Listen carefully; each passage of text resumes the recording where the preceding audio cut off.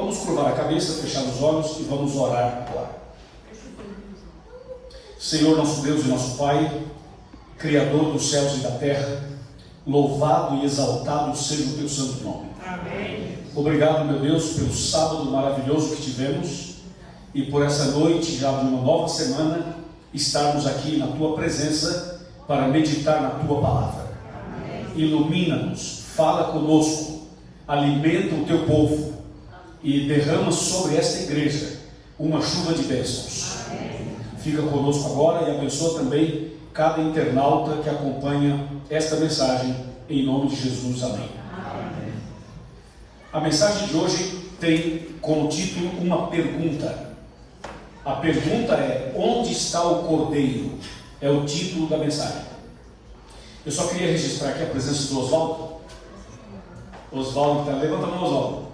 Oswaldo participa de uma classe bíblica que eu e minha esposa dirigimos lá no CIA, é CIA, né? Cidade do Automóvel. Nós fazemos lá toda terça-feira uma classe bíblica e a classe bíblica, sabe onde é? É numa oficina, numa autoelétrica. Então a gente chega lá, o dono da oficina junta os carros todos no canto, a gente coloca cadeiras na oficina mesmo. E ali a gente faz. Já chegamos a ter ali 40 pessoas. E o Oswaldo participa lá, tomou uma decisão, já se entregou a Jesus, né, Oswaldo? E muito obrigado por sua presença aqui hoje. Tá? Ok, Gênesis, vamos abrir a Bíblia em Gênesis, capítulo 22. Repetindo, Gênesis, capítulo 22. Nós vamos ler, irmãos, 13 versículos, uma leitura longa. Mas assim, para quem nunca leu esse assunto, eu faço questão de ler, para que todo mundo entenda a história e a gente possa meditar na história, tá? Então vamos lá, Gênesis capítulo 22, a partir do versículo 1, a partir do primeiro versículo. Eu estou esperando um pouquinho, para que o internauta localize o texto, e para que você também abra a sua Bíblia e localize o texto. Gênesis é o primeiro livro da Bíblia, capítulo 22, do versículo 1 até o 13, está escrito assim: depois destas coisas, pôs Deus Abraão à prova, e lhe disse: Abraão, e este lhe respondeu: eis-me aqui. Fala um pouquinho só aqui. Deus colocou Abraão a quê? À prova. Quem estuda, ou já estudou, sabe que de vez em quando a professora aplica uma prova. Por que tem uma prova? Para saber se a pessoa está de acordo com os ensinamentos, se ela entendeu, ok? E por que Deus colocou Abraão à prova? Para ver se ele estava fazendo a coisa certa. Ou seja, e nós temos que ser provados também ou não? Ninguém vai entrar no céu sem passar por provas, porque as provas nos ajudam a amadurecer, a crescer, a melhorar, a estar melhores preparados. Então, se você ouvir falar que algum cristão está passando por lutas, por provas, saiba que esse cristão, essa cristã, vai ser uma pessoa melhor depois que passar pela prova. Entendeu? E se você nunca passou, aguarde que o seu dia vai chegar. E cada um tem uma prova diferente do outro. Entendeu? É para provar a fé, para saber se a sua fé está firme ou não está firme. Porque muitas pessoas que frequentam a igreja têm fé, mas quando vem o primeiro problema, a pessoa abandona a fé. Entendeu? Quer dizer, não está firme. Surge a primeira dificuldade e a pessoa abandona a fé. Tem gente que fala assim: não vou à igreja porque está chovendo. Oh, que fé é essa? Que não é nem a prova d'água? Imagina se vier o fogo. O que não é a prova d'água também não é a prova de fogo, né? Entendeu? O outro fala assim: não vou hoje porque está muito calor. Não vou hoje porque está muito frio. Então, nós precisamos ter uma fé fortalecida mesmo. E Deus colocou Abraão a quê? Está fraco a quê? Está fraco a quê? Abraão. Só me diz uma coisa: Abraão era conhecido como pai do quê? Entenderam? O pai da fé foi colocado à prova. E você é pai do quê? Calma, não responda. Não responda. Vamos voltar para o texto. Voltemos para o texto. Gênesis 22. Vou ler de novo. Depois dessas coisas, pôs Deus a Abraão a quê? A prova. E lhe disse: Abraão. E ele respondeu: eis-me aqui. Verso 2. Acrescentou Deus: toma o teu filho, o teu único filho, Isaque, a quem amas, e vai-te à terra de Moriá, e oferece-o ali em holocausto, sobre um dos montes que eu te mostrarei. Eu estou fazendo uma leitura devagar, porque eu queria que vocês lessem comigo o texto e percebessem os detalhes do texto. Leia o texto pensando nos detalhes. Quer ver? Vamos ler de novo o 2. E acrescentou Deus: toma o teu filho, e o que mais? Para um pouquinho. Por que Deus fala único filho? Deus está dando uma ênfase. Na verdade, Abraão tinha quantos filhos? Quantos? 2. E por que Deus fala: toma o teu filho, o teu único filho? Porque Deus está falando, isso mesmo, irmão, do filho de Abraão com a esposa dele, a Sara. Porque Abraão tinha outro filho com quem? Com a empregada, com a escrava, chamada Agar. Então esse negócio de ter filho fora do casamento não dá certo, só dá problema. Então Deus fala assim: toma o teu filho, o teu único filho, dando ênfase. Sabe por que Deus dá ênfase no único filho? Porque aquilo que estava por acontecer seria uma demonstração do que Deus faria no futuro, mandando aqui na terra o seu único filho, Jesus Cristo. Por isso que a ênfase é dada aqui: toma o teu filho, o teu único filho. Jesus, quando foi enviado aqui, ele foi enviado como sendo quem? O único filho de Deus. De fato é isso mesmo. Continuamos. Toma o teu filho, o teu único filho, que se chama Isaque. Olha o detalhe: a quem amas. Deus está dando uma ênfase aqui, ó. Pega o seu único filho, que você ama muito, e leva o seu filho lá no Monte Moriá e sacrifica o seu filho para mim. Olha, gente, isso parece uma loucura, não parece? Nos dias de hoje, com esses pensamentos pós-modernos, com essa vida que a gente vive polarizada, em que você não pode falar nada, que já vai para a justiça. Imagina isso nos dias de hoje: pega o seu filho, vai na montanha e sacrifica o seu filho. É uma loucura isso. E Deus pediu para Abraão fazer isso. Vamos para o verso 3. Levantou-se, pois, Abraão de madrugada, e tendo preparado o seu jumento, tomou consigo 2 dos seus servos, e também a Isaque, seu filho, rachou a lenha, olha o trabalhador, rachou lenha, olha o trabalhador, rachou a lenha para o holocausto, e foi para o lugar que Deus lhe havia indicado. Verso 4. Ao terceiro dia, que dia? Ao terceiro. Que dia? Terceiro. Você lembra de alguma coisa? Tem a ver com Jesus ou não tem? Aí observamos os detalhes. E ao terceiro dia, erguendo Abraão os olhos, viu o lugar de longe. Verso 5. Então disse a seus servos: esperai aqui com o jumento, e eu e o rapaz é o Isaque, iremos até lá, e havendo adorado, voltaremos para junto de vós.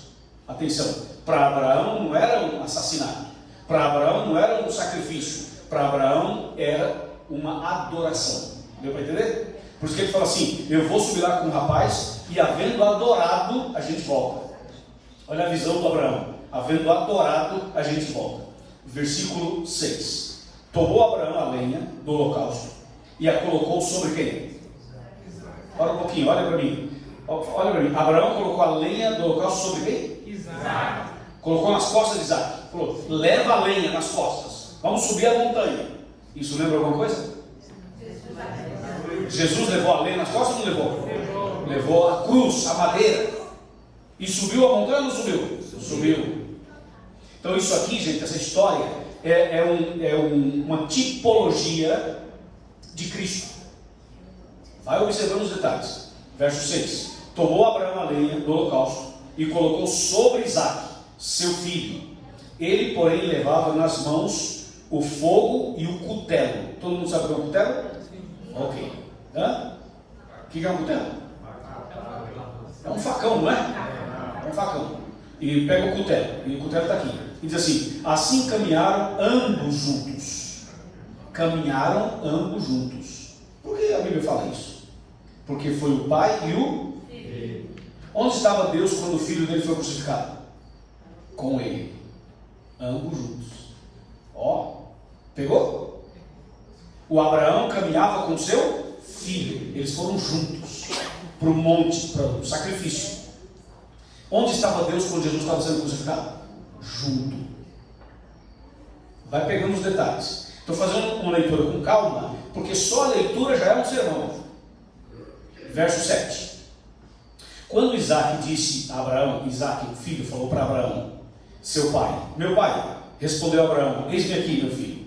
Perguntou-lhe Isaac: eis o fogo e eis a lenha, mas onde está o cordeiro para o holocausto? O Isaac percebeu que faltava alguma coisa. A lenha está aqui nas minhas costas, eu trouxe. O senhor tem aí o fogo e tem também o facão, está tudo aqui, mas eu não estou vendo o cordeiro. Gente, que coisa, hein? Já imaginou? E o pai ia falar o que para ele? Você que vai morrer, meu filho. Foi isso ou não? Não. O pai tem que ter sabedoria, psicologia. Ele falou assim: mas onde está o cordeiro para o holocausto? Olha a resposta do pai. Verso 8. Respondeu Abraão: Deus proverá. Deus proverá para si, meu filho, o cordeiro para o holocausto. E seguiram ambos juntos. Uau! Que momento, hein? Verso 9. Chegaram ao lugar que Deus lhe havia designado, e ali edificou Abraão um altar, e sobre ele dispôs a lenha, e aí ele fez o quê? Amarrou Isaac, seu filho, e o deitou no altar em cima da lenha. Atenção, sabe que Jesus, ele levou a cruz nas costas, chegou no monte do Calvário, sabe como é que foi feito lá? Pegaram a cruz, a madeira, botaram no chão e deitaram Jesus em cima para pregar Jesus ali. Olha o detalhe aqui do verso que nós estamos lendo. Fala assim, ó, verso 9, finalzinho, fala assim: sobre ele dispôs a lenha, amarrou Isaac, seu filho, e o deitou no altar em cima da lenha. Exatamente igual. Verso 10. E estendendo a mão, tomou o cutelo para imolar o filho, ou seja, para matar, para sacrificar o filho. Abraão pegou o cutelo, o facão para fazer isso. Pegou e levantou, e ia matar mesmo o filho. Olha o versículo 11. Mas do céu lhe bradou o anjo do Senhor: Abraão, Abraão. E ele respondeu: eis-me aqui. Então lhe disse: não estendas a mão sobre o rapaz, e nada lhe faças, pois agora sei que temes a Deus, porquanto não me negaste o filho, o teu único filho. Verso 13. Tendo Abraão erguido os olhos, viu atrás de si, o que foi que ele viu? Um cordeiro preso aonde? Pelos chifres entre os arbustos. E tomou Abraão o cordeiro, ou melhor, o carneiro, e o ofereceu em holocausto em lugar do seu filho. Até aí. Vocês viram que eu fiz questão de ler devagar, repetir, dar ênfase, porque nós temos que aprender, irmãos, a ler a Bíblia com calma. Às vezes a gente faz uma leitura muito rápida e você não para observar os detalhes, e só uma boa leitura já faz a gente entender muita coisa. Bom, vamos analisar e meditar nesse assunto que acabamos de ler. Como chama o monte em que Abraão levou o filho para ser sacrificado? Moriá. Vocês sabem que monte é esse? Esse monte, não sei se alguém que já viajou para Israel, mas mesmo que você não viajou, pelo Google você consegue viajar. Entra no Google, coloca lá Jerusalém. Você vai ver, quando você vê a foto principal de Jerusalém, você vai ver que tem uma igreja com uma cúpula amarela, cúpula dourada. Quando você entrar na internet, procura assim, Jerusalém, cidade de Jerusalém. A imagem principal, o cartão postal de Jerusalém, de longe você vê uma igreja com uma cúpula dourada. Essa igreja ela é conhecida como o Domo da Rocha. Domo da Rocha. Ali onde está essa igreja é o Monte Moriá. Agora escuta.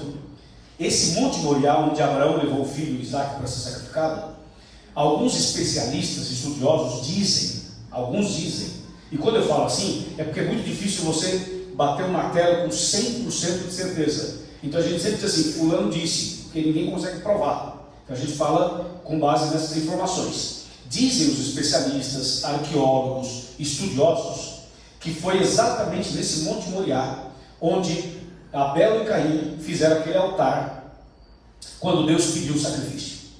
Quando o Caim ofereceu frutas e o Abel ofereceu o cordeiro. Lembra dessa história? Então, dizem os estudiosos que foi nesse mesmo monte. Outro detalhe curioso sobre o Monte Moriá.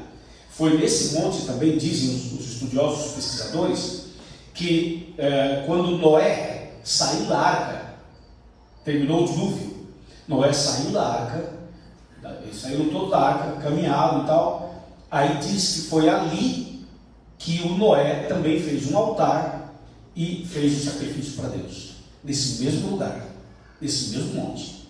E dizem ainda os estudiosos do assunto, que foi nesse mesmo local que Salomão construiu o templo. O templo de Salomão foi construído ali. E esse do templo é algo que a gente pode falar com mais segurança, sabe por quê? Porque a igreja que está lá hoje, com essa cúpula dourada, eu falei para vocês, sabe o que é hoje? Uma mesquita muçulmana, que está lá, onde era o templo de Salomão, onde é o Monte Moriá. Quando você chegar em casa hoje, pesquisa a cidade de Jerusalém, e você vai ver uma igreja com a cúpula dourada, e esse local é o local onde era o templo de Salomão. Eles tiveram vários conflitos, várias guerras por lá, e aí então os islâmicos, os muçulmanos, dominaram aquela região ali, e sobre o templo de Salomão, eles colocaram uma plataforma de madeira com concreto assim, e deixaram onde era o templo, tipo embaixo, tipo soterrado, e em cima construíram uma mesquita. E está lá a mesquita até hoje. Já viram falar do muro de Jerusalém, aquele muro das lamentações, que os judeus ficam assim, orando assim no muro? Então, esse muro é a única coisa que sobrou do templo de Salomão. Então, os judeus, pela lateral do muro, eles estão fazendo uma escavação, os profissionais estão fazendo uma escavação, e pelo lado de cá, que pertence ao povo de Israel, eles estão cavando, e lá embaixo, onde era o templo de Salomão, eles estão entrando embaixo da mesquita, porque é onde estava o templo de Salomão, e eles estão descobrindo coisas lá embaixo. Está em processo agora. A última vez que eu estive em Israel, eu entrei lá, porque agora dá para fazer turismo lá embaixo. Você entra lá com um guia, uma pessoa que te orienta, e você vê lá embaixo. Mas é curioso tudo isso, não é? Veja que o Monte Moriá a gente fala Monte Moriá assim, parece uma coisa muito distante, mas eu estou colocando algumas citações que faz a gente ter uma ideia diferente do Monte Moriá. Ok, dito isso, por que Deus então chama Abraão para pegar o seu único filho, ir ao Monte Moriá e sacrificar o filho? Vocês lembram que Abraão e Sara não podiam ter filhos, né? Lembra dessa história? A Sara era estéril, e Deus havia prometido a Abraão um filho. Deus falou assim: Abraão, você vai ter um filho, e através desse filho eu vou fazer uma grande nação, como as estrelas dos céus. Deus prometeu a Abraão. Só que a Sara não engravidava, e finalmente a Sara e o Abraão fizeram um acordo entre si, e concordaram que o Abraão deveria ter um relacionamento com a empregada, com a escrava. E aí o Abraão teve um relacionamento com a escrava, e a escrava engravidou. Na cabeça do Abraão e da Sara, isso poderia ser uma forcinha para os planos de Deus. Deus não prometeu um filho para você, Abraão? Prometeu. Então talvez seja só para você e não para mim, pensou a Sara. Então, se você tiver um filho com a empregada, é um filho seu, e o plano de Deus pode se cumprir porque é um filho seu. E aqui tem um erro, né? Nós nunca devemos, humanamente falando, tentar forçar uma situação para que o plano de Deus aconteça. Entenderam ou não? Por exemplo, você sabe por que Judas traiu Jesus e vendeu por 30 moedas de prata? Judas fez isso porque na cabeça de Judas, se ele provocasse isso daí, ele falou: vou provocar Jesus para Jesus manifestar o seu poder, fazer um milagre, assumir o controle e ser o rei aqui e dominar politicamente. E aí ele revela que ele é o Messias, aí ele destrói os inimigos e ele assume, nós dominamos tudo e acabou. A intenção de Judas era: vou provocar uma situação para Jesus mostrar o poder dele e assumir o poder político. Entendeu? A ideia original de Judas era essa. E Judas, na verdade, cometeu um erro grave. Então, nunca nós podemos dar uma forcinha para Deus. Deixa Deus fazer a obra. Confiemos em Deus, amém, irmãos? Amém. Não tenta dar uma forcinha para Deus. Deixa que Deus sabe o que está fazendo. Toda vez que a gente tenta ajudar, a gente atrapalha. E quem somos nós para tentar dar uma forcinha para Deus, né? Deixa Deus ser Deus. Aí o Abraão teve um filho com a empregada. Qual o nome do filho? Ismael. Ismael cresceu, casou, o Ismael teve filhos, formou descendência, e de Ismael surgiu um povo, e o povo recebeu o nome de Ismaelitas. Atenção, Ismaelitas, que eram os descendentes de Ismael. Quem era Ismael? Filho de Abraão com Agar, com a empregada. Aí surgiram os Ismaelitas. Dos Ismaelitas surgiram os árabes. E dos árabes surgiu uma religião, a religião islâmica, os muçulmanos. Então a religião islâmica pode dizer que Abraão é o pai deles. E é, porque surgiu da descendência de Ismael, que era filho de Abraão com Agar. Olha que curioso isso. E aí, quando Deus repreendeu Abraão por esse erro, e Deus fala assim: Abraão, o filho que eu prometi para você é com você e com a sua esposa. Aí o Abraão chegou em casa e falou assim: meu bem, Deus falou que é você que vai engravidar. A Sara riu, porque já era avançada em idade. Aí a Sara engravidou e nasceu o Isaac. Por que ela colocou o nome de Isaac no filho?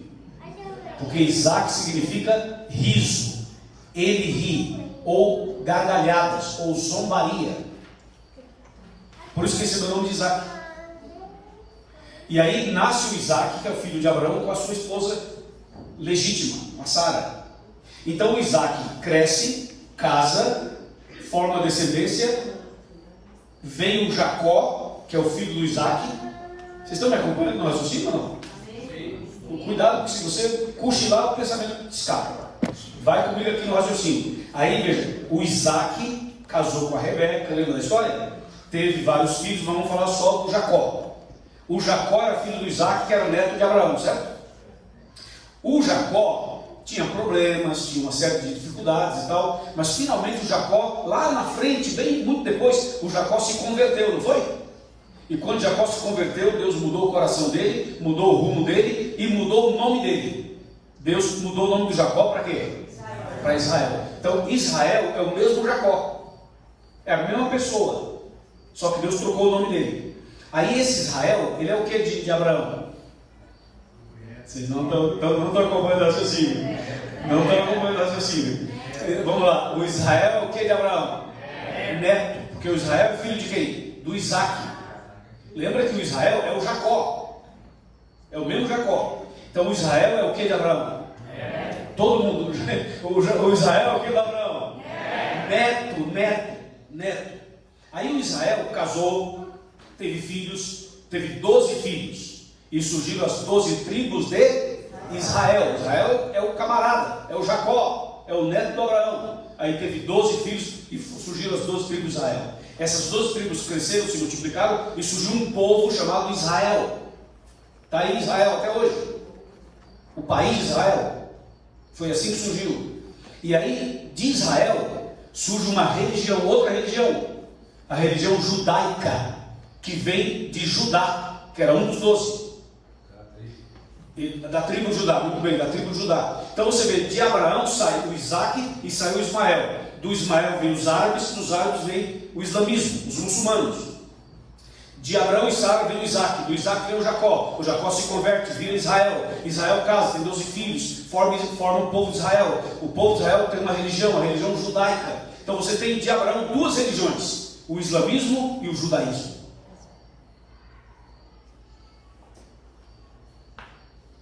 Interessante tudo isso. E aí quando Jesus vem aqui, nasce da Virgem Maria e vem morar aqui na terra para morrer por nós. Quando Jesus vem aqui, Jesus é rejeitado pelos judeus, pelo seu povo. E aí Jesus implanta o cristianismo. A nossa religião é cristã. Nossa religião é o cristianismo. Nós somos todos cristãos. O cristianismo surgiu do judaísmo. Deu para entender? Do judaísmo. Jesus era judeu. Jesus não era muçulmano. Jesus era judeu. E de Jesus vem então o cristianismo. O cristianismo é de Cristo, Jesus Cristo. Aí vem o cristianismo. Bom, eu quis dar uma passada assim geral na história, para a gente se situar na história. Deu para ter uma visão boa, não deu? Ok, agora que a gente tem uma visão boa, nós vamos nos concentrar no detalhe do Abraão, do Isaac e do Cordeiro. Aí nós vamos nos concentrar aí e já vamos para a parte final. Olha só. Por que Deus chamou Abraão e falou assim: Abraão, pega o seu filho, o seu único filho, e sobe na montanha e sacrifica para mim? Bom, aí tem várias coisas envolvidas. A razão principal é que tinha uma mensagem, uma tipologia, tinha um significado com respeito a Jesus que viria no futuro, certo? Mas tem um outro detalhe, um outro elemento que eu queria colocar. Quando nasceu Isaac, o Abraão e a Sara eram totalmente apaixonados pelo Isaac. O Isaac era o filho da promessa, como a senhora falou. O Isaac era aquele filho esperado. Abraão tinha 100 anos, a mulher tinha 90. Nasce o Isaac. Era uma promessa de Deus. Então o coração do Abraão era todo para o Isaac. A Sara também é o Isaac, é o Isaac, é o Isaac. Ai, que é o Isaac, a coisa mais linda do mundo, é não sei o que da mamãe, não sei o que do papai. Era o Isaac. O coração de Abraão e de Sara estava no Isaac. Quando Deus fala assim: pega o seu único filho e sacrifica para mim, Deus também está dizendo: ninguém, nem o filho, nem o marido, nem a esposa, nem o pai, nem a mãe, ninguém deve ocupar o lugar de Deus na vida da gente. Ninguém. Nada e ninguém. Se tiver alguma coisa, alguma pessoa ocupando o lugar de Deus na sua vida, tem que sacrificar. Numa linguagem figurada, deu para entender? Numa linguagem simbólica. Ou seja, o que é que tem na minha vida que está tomando o lugar de Deus? Eu tenho que tirar isso aqui. Deus tem que ocupar o primeiro lugar. Amém, irmãos? Amém. Esse é um outro elemento na história. Agora, o que nos impressiona é a fé de Abraão, a obediência de Abraão. Será que eu faria isso? Será que você faria isso? Se Deus pedisse para você pegar o seu filho, o seu único filho, e levasse para uma montanha para sacrificar, você faria isso? Eu tenho certeza que não. E se fosse hoje, as redes sociais iam atrás, filmando. E no dia seguinte estava na televisão, nos jornais, nas mídias, não é? Pai evangélico louco, maluco, leva o filho para não sei para onde. Claro, porque é uma coisa estranha. E isso não é uma coisa que acontece, que Deus manda fazer assim, não é assim não. É que esse episódio estava dentro de um contexto bíblico, profético, algo que não é do nosso dia a dia. Não é assim o dia a dia. Deus não manda matar ninguém, por favor. Deus é amor. Mas nesse caso aqui, Deus estava ensinando para o seu povo daquele tempo o plano da salvação. E esse episódio do Isaac e do Abraão, ele também é parecido com o episódio do santuário. Lembra do santuário? No santuário não sacrificavam cordeirinhos? Então, por que o santuário era um local de sacrifício de animais? Porque Deus queria ensinar para o seu povo o plano da salvação. Antes da cruz, antes de Cristo morrer na cruz, Deus estava ensinando o plano da salvação. E esse episódio de Abraão, Isaac e o Cordeiro era Deus ensinando para o seu povo daquele tempo o plano da salvação. Por isso que é um caso bastante delicado e específico. Aí eu fico pensando, né? Deus fala: Abraão, pega o seu filho, o seu único filho, e vai para a montanha e sacrifica. E o Abraão faz isso. Abraão não pergunta: mas Senhor, tem certeza que é isso? Não perguntou. Abraão não falou assim: mas Senhor, é o Senhor que está falando comigo ou é a voz de Satanás que está falando? Abraão não duvidou, não questionou. Deus falou assim: pega o teu filho e vai. Ele pegou o filho e foi. Fez o que Deus mandou. E quando Abraão chega na montanha e deita o filho sobre o altar e pega o cutelo para matar o filho, Deus faz uma intervenção. Irmãos, vamos abrir aqui um parênteses. Atenção, amigo internauta. Atenção, você que está vendo a gente no nosso canal. Vamos abrir um parênteses aqui para a gente agregar uma outra informação que vai nos ajudar. Quando Adão e Eva pecaram, e se afastaram de Deus, certo? Se esconderam, fugiram. Deus foi atrás e perguntou a Adão: onde você está? Onde estás? Onde estás? E Deus vai atrás. Deus finalmente encontra Adão e Eva. Quando Deus encontra Adão e Eva estavam nus e vestidos com folhas de árvore, certo? E com medo de Deus. Aí Deus encontrou os dois, conversou com os dois se arrependeram, e ali estava Deus conversando com os dois. Naquele momento, Satanás apareceu. Satanás estava ali no jardim do Éden. Foi ele que usou uma cobra para enganar a Eva. Então o diabo estava ali. Imaginemos o diabo na esquina, olhando a cena. Deus, Adão e Eva ali conversando em um momento delicado, e o diabo só de olho. O diabo pensou assim: o que Deus vai fazer? Se Deus matar Adão e Eva, eu vou acusar Deus. E se Deus perdoar Adão e Eva, eu vou acusar Deus do mesmo jeito. Então o diabo armou uma arapuca. Armou uma estratégia. Qual que era a estratégia? Era o seguinte: o diabo pensou assim: Deus falou para eles: no dia que vocês comerem, certamente vocês morrerão. Aí o diabo pensou assim: será que Deus vai matá-los ou não vai matá-los? Bom, se Deus perdoar os dois e não matar os dois, o diabo acusaria Deus da seguinte maneira: que tipo de Deus é você? Você não é Deus coisa nenhuma. Você não tem palavra. Você não disse certamente morrerás? E agora não vai matar um dos dois? Você não disse se eles comessem eles morreriam? Eles comeram. Agora mata os dois, que eu quero ver, mata. Não vai matar não, né? Vai perdoar os dois, né? Então você não é Deus coisa nenhuma. Você não tem palavra. Você fala uma coisa e faz outra. Então o diabo acusaria Deus se Deus perdoasse Adão e Eva. Aí o diabo pensou assim: e se Deus matar os dois?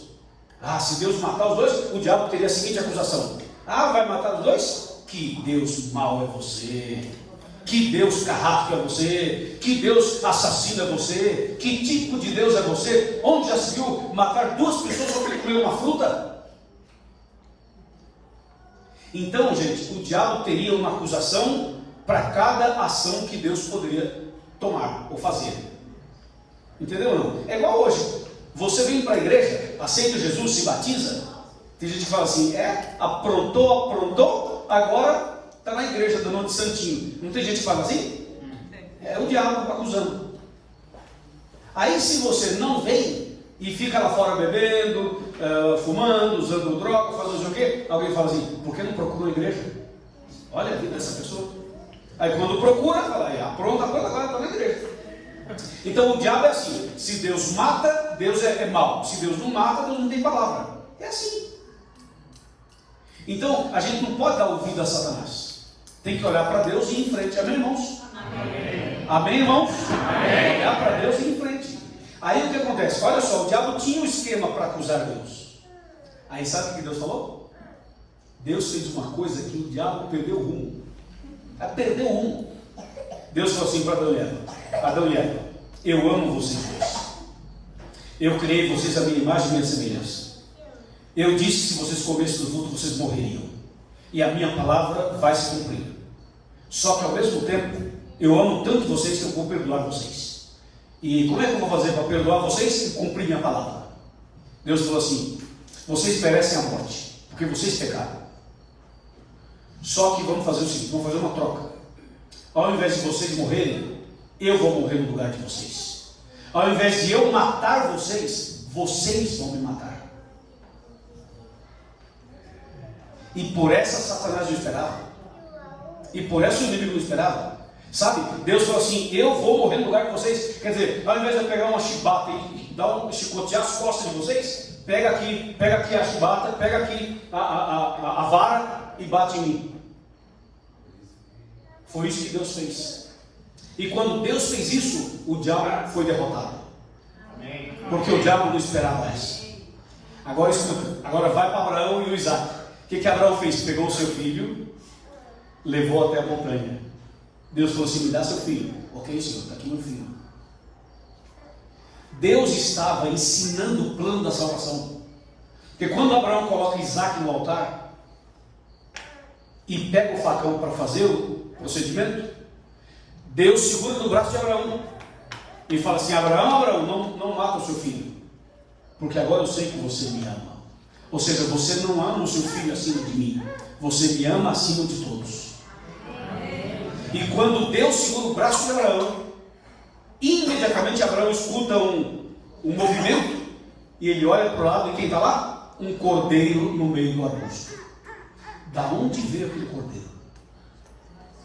Quando Abraão chegou lá, já tinha um cordeiro lá? Não. E por que na hora que Deus segura o braço de Abraão, aparece o cordeiro? Deus falou o que para o Isaac? Abraão falou o que para o Isaac? Deus proverá para si o cordeiro, não foi? E proveu.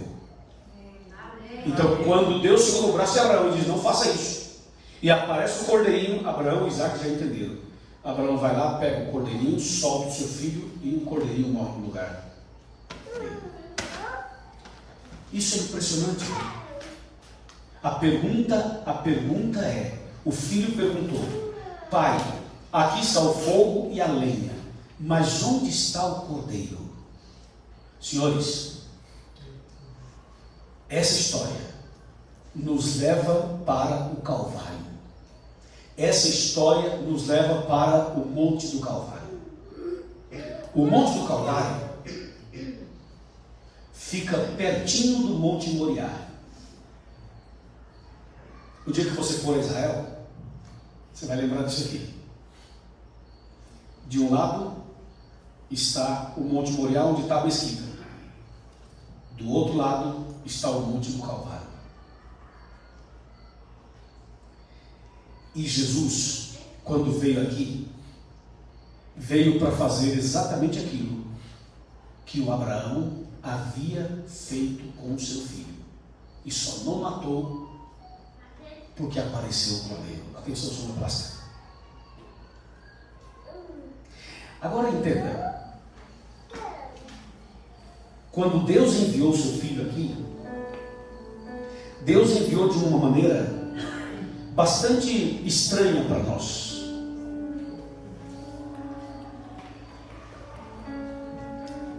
Quem era Jesus? Jesus era Deus. Quando eu falo era, é porque eu estou fazendo uma colocação do passado, mas ele é Deus até hoje, e o será para sempre. Sempre foi e sempre será. Mas veja, Jesus é Deus. O que Jesus fez? Deixou o céu e veio aqui. Como é que ele veio aqui?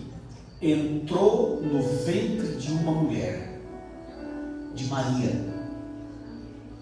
Isso tem explicação? Não tem explicação. Alguém consegue explicar isso cientificamente? Não. Alguém consegue explicar isso biologicamente? Também não. A mulher era virgem. De repente ela está grávida. E aquele ser que está dentro dela é Deus, que está se tornando homem. É curioso isso. Jesus nasce aqui com um propósito. Preste bem atenção nesse detalhe final, porque aí vai juntar, as coisas vão se juntar e você vai se emocionar, vai sair daqui chorando hoje. Jesus veio aqui. Quando Jesus era uma criança, e Jesus tinha aproximadamente 2 anos de idade aqui na terra, Satanás usou Herodes. Lembra desse episódio? E mandou matar todas as crianças do sexo masculino. Lembra? Sim. Quem que o Herodes queria matar? Jesus. Mas Deus protegeu para Jesus não morrer quando criança.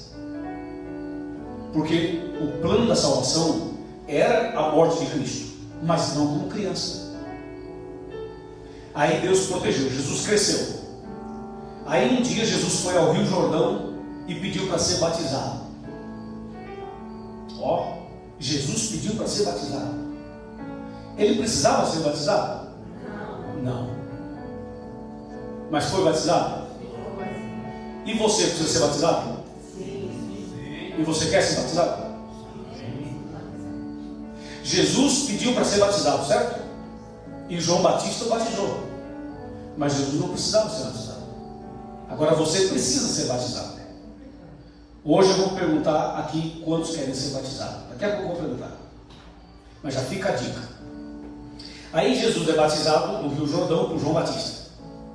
Quando Jesus sai do batismo, aí ele começa o ministério.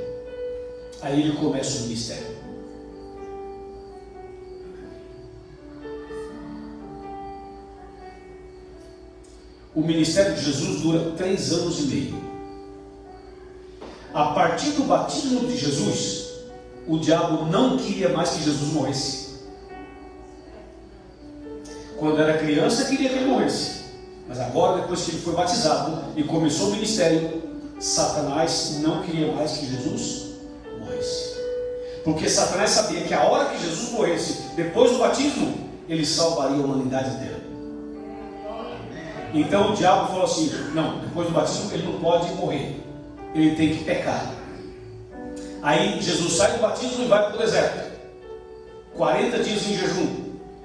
No final do jejum aparece quem? Satanás.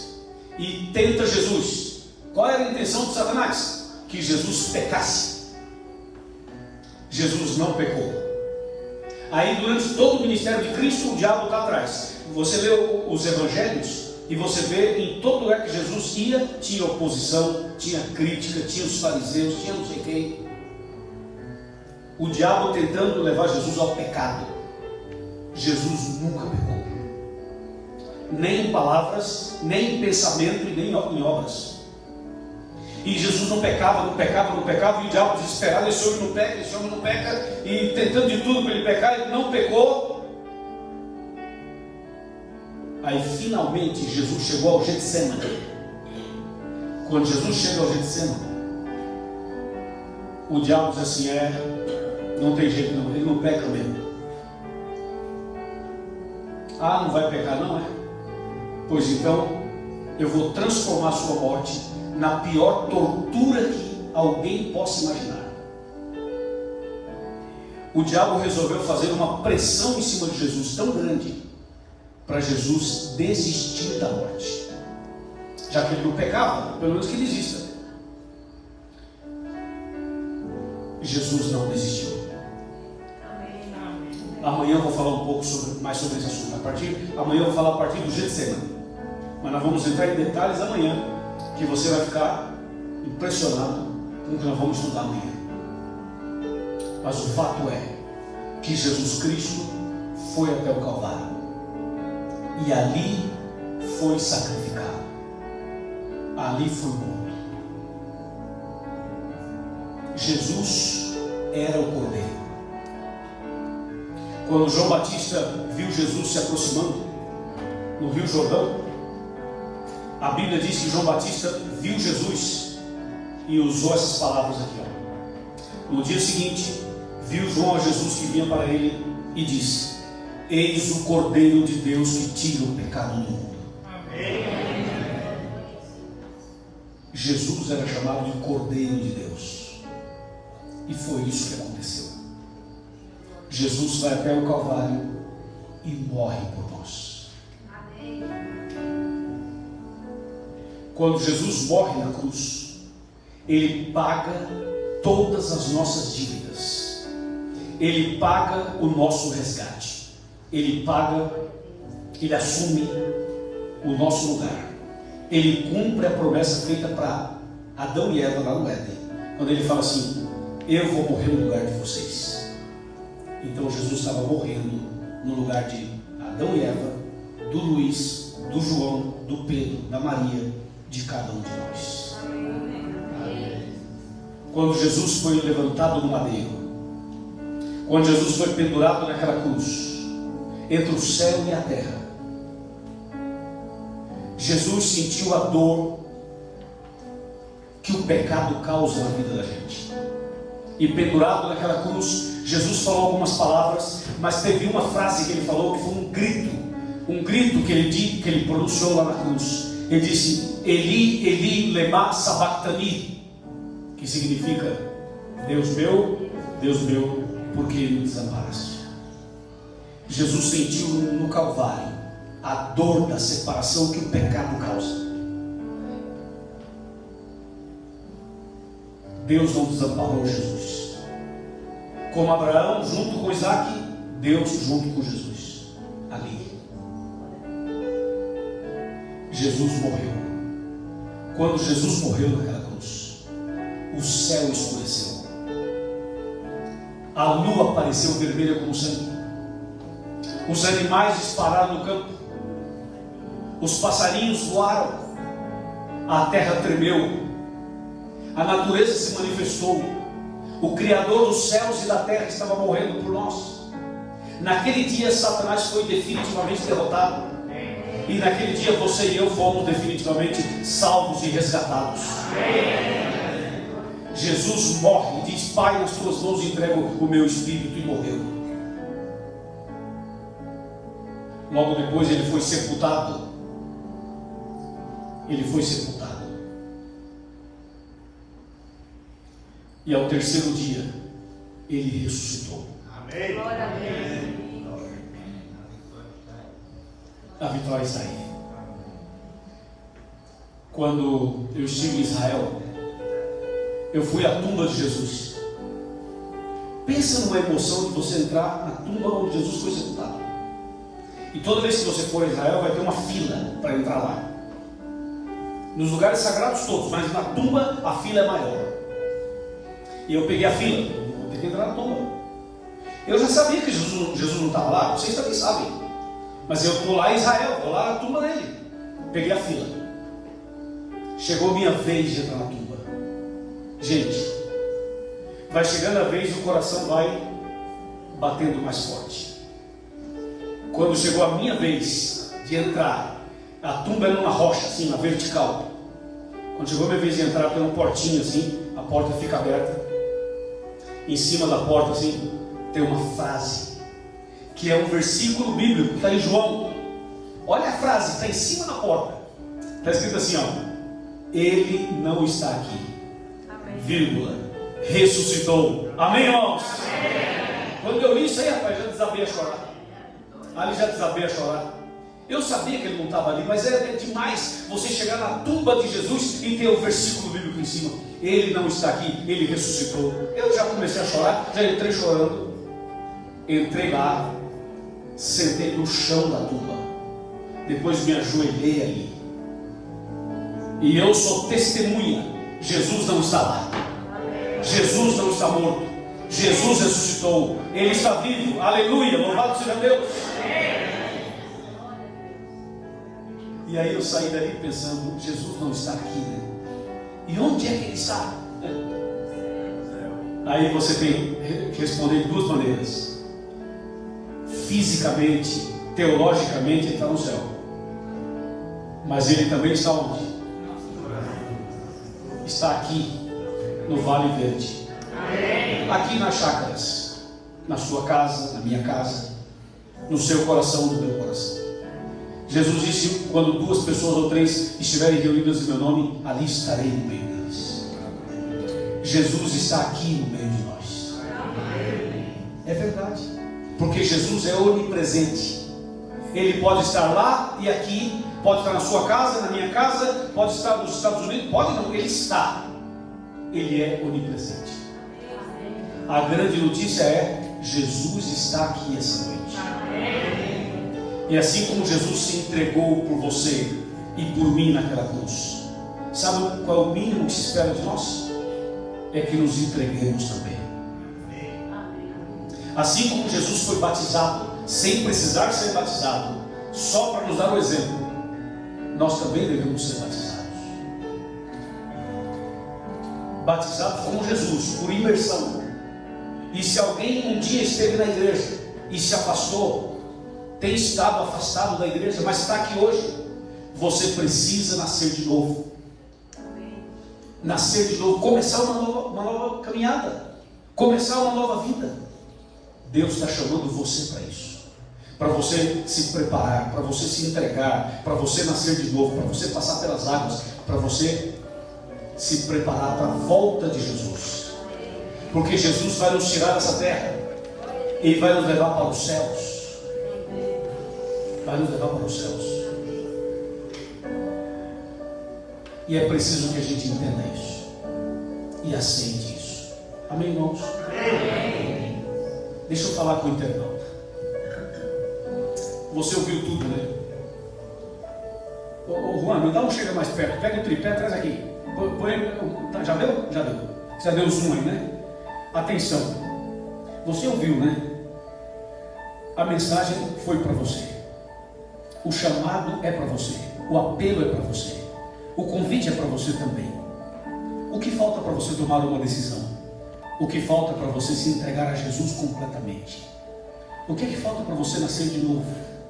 O que falta para você assumir definitivamente a sua fé e não ter vergonha de Deus, nem da Bíblia, nem da igreja, nem do batismo, nem de começar uma vida nova? Então abra o coração, vem, deixa Cristo entrar. Vem, deixa Cristo entrar.